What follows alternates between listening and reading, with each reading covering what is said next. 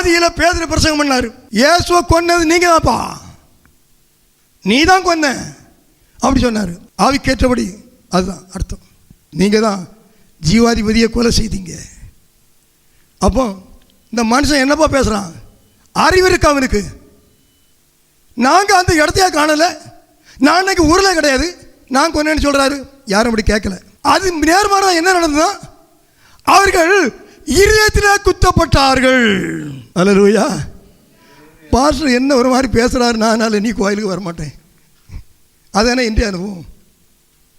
அன்றைக்கு இருதயத்தில் குத்தப்பட்டவன், இதை பலவிட சொல்லியிருக்கேன். அப்போஸ்தலர் வந்து என் இருதயம் குத்தப்பட்டு உங்கள் வார்த்தையினால ஆண்டவன்மாரே நாங்கள் என்ன செய்யணும் சொல்லுங்க, செய்கிறோன்னு சொன்னான்.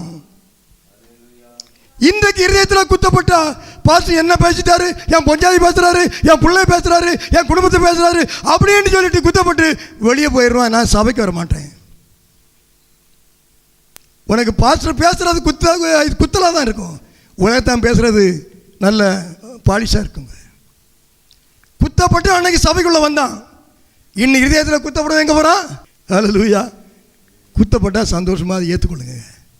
என்னத்தான் சொன்னார்னு ஏற்றுக்கொள்ளுங்க. உங்களை சொன்னனோ இல்லையோ, நான் அப்படி சொல்ல மாட்டேன் குறிப்பாக. என் உபதேசம் உங்களை குத்துதாக இருந்தால் ஏற்றுக்கொள்ளுங்க. அல்லேலூயா.